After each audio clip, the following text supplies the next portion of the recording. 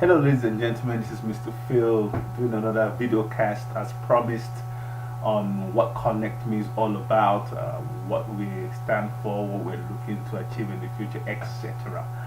Now, a few years ago, I was talking to a brother of mine and I was asking why don't we in the black community work together? You see, I'm obviously a black man and this is my community, the black community, and I just look in the UK when I look at Indians and when I look at Chinese, they seem to come to this country, come together, work together, bring their economic might together, and excel. And it seems like we are the only ones as black people that don't. We rely on everybody for everything, and we have a lot of spending power. We go to, we have jobs, etc. However, that income only comes into our community and we spend it everywhere else.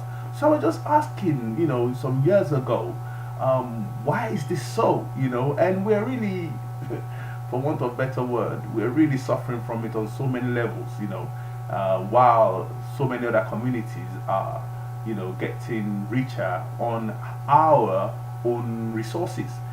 Anyway, so I asked that question. I think this was in 2003, about 10 years ago. Wow, time flies. And one of the things that I did is write a chapter on these sort of things in the book that I showed you yesterday. My book, You Can Change Your World. As a matter of fact, there's a copy here. Let me bring it out again. You can change your world. Anyway, so why don't we work together?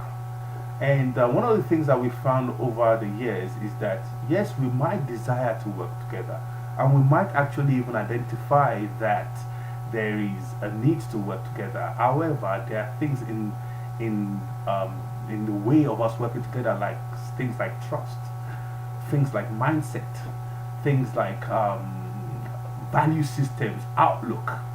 So, Connect Me really. I've always been someone that has loved working in collaboration with others for many years, and I found that there's so many things in the way of people naturally doing that. One of them is that some people can get threatened when maybe they want to work with someone and they think that other person has got a lot of potential or a lot of talent, and so people can get threatened, but from all the experience that I've had and all the research I've done, the only way people can leverage and achieve greater than just little bits and pieces over here and there is by collaboration and working together. So at Connect Me, we started looking at things that were gonna help us work together, things that gonna knit us together. As we see examples in the Indian community, they practically own all the what do you call the convenience shops in London right now. The Chinese have their restaurants. The Jews are masters at working within the community that they have. The only people that seem not to have gotten their act together is us, is me and you. I don't want to shout, but I'm passionate about this. I'm passionate about this. So this is one of the reasons why Connect Me was born many years ago, and we have worked with people. Sometimes it's been great, sometimes it's been bad. Yes, we've been swindled by some people that basically took advantage of the fact that we came together and we're working together, etc. But that hasn't stopped us, because I can assure you that the rewards of working together has far outweighed all the negatives that we've experienced, all these years working together. So I was talking yesterday that we really don't focus on money, because you see, let me go into that a bit again, and I think it'll probably be a theme that will be coming over and over again. You see, what I realized and I've noticed from observing people is that a lot of people chase money. I have chased money as well. I've done it so many times. I've hustled and bustled and I need to go and get mine. And what I found is that when we chase money, money flies away. It's almost like a bird. If you want to attract a bird, you don't run towards the bird because the bird will fly away. So what do? You get some seed in your hand, and then the bird will watch and see if you're calm, and then the bird will come. That's how money is really. And what it is that people chase money and money runs away from them. But what they should really do is attract money. Money is attract, never chased. And that's one of the miseducation. That's a word I'm going to be using a lot of times, in this video cast. Miseducation. We have been so miseducated on a lot of levels. Now, so let's look at this miseducation of money. Okay, so money, when people chase it, obviously, like I said, they can never catch it. So what do? Is you look for what money chases. And what we found is that money always chases value. And what we realize is that if you create value, money will chase that value that you've created. So let's take an example of someone like Bill Gates. He had an idea of making the computer small enough to be personal. So he coined the phrase personal computer, I believe. And his vision was to create this. Before Bill Gates, every computer was big, sometimes housed by a house, but he dreamt of creating a kind of computer that we can put on our lap, which is what we have today, and because he created that value, he became the richest man in the world for so long. I believe there's a Mexican guy that is in telecoms that's probably broken that record now. But Bill Gates was the richest man for a long time because he created the value that the world needed. And one of the things, there's so many examples that can be given of people that create value for Yahoo, Dyson, so many. Richard Branson with Virgin, Richard Branson making so money on the Nigerian route. It's unbelievable. Creating Virgin because apparently, very quickly, Richard Branson wanted to take a flight somewhere and he found out it was really difficult to get a flight, and he decided that I believe I'm not the only one having this challenge, so I'm going to create an airline where people would find it easy to get air tickets and get the kind of service that they required. And that's how the idea of Virgin Airlines, Virgin Atlantic was born. So the long and short of it is that every single case has shown that when we first create value, then money chases us. Now, I might not go into this because this is advanced, because what we actually even call money is not really even money, it's currency. And currency and money are two different things. And that I have to invite you, if you want to know a bit more about the difference between currency and money. I can't really go into it in 10 minutes. I think I've got 2 minutes left, so I really can't go into it now.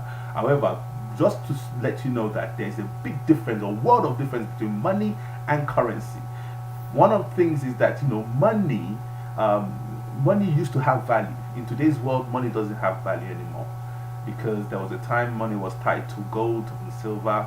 It's no longer the case. If you want to research that, it's very widely available for those that are interested.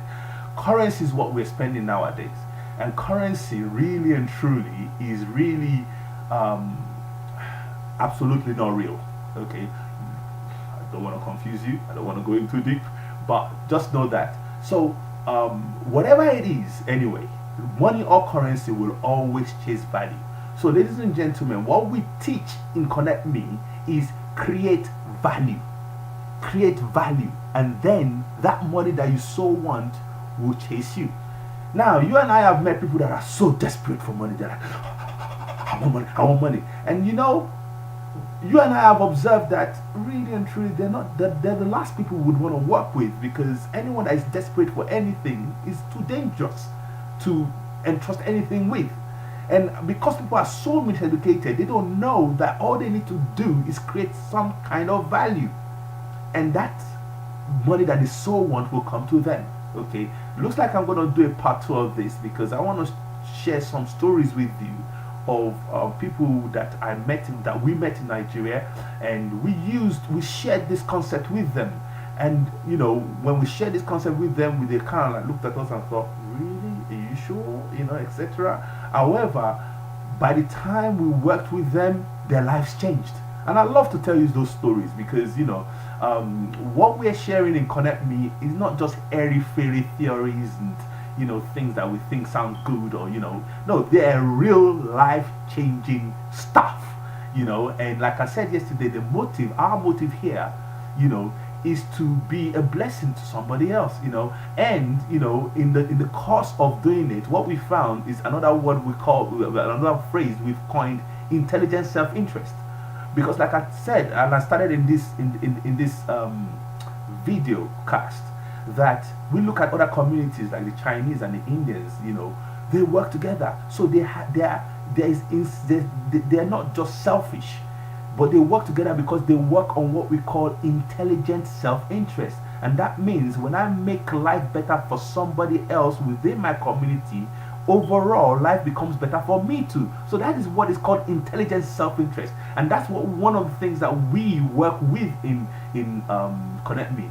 It's 11 minutes now, so I'm going to round up. All I'm just going to say is that, look, Mr. Phil is not an angel. I'm not an angel. I'm not like a airy fairy kind of goody two shoes guy. No, what I know though is that I follow one of the phrases I heard so long ago by a guy called Zig Ziglar, that says, you will have all you want in life when you help enough people get what they want. And once I understood that, I started the journey of helping other people get what they want, and I've been blessed. Don't get me wrong, I have been blessed. I live the kind of lifestyle today that I can only dream of in the past. And I believe the foundation of all that I experience today is built on me helping other people get what they want, and in turn I end up getting what I want. And that is the foundation of intelligent self-interest. Okay, so I'm gonna see you on part 2, because I'm gonna make another video cast on this topic before I move on to other things. So see you next time.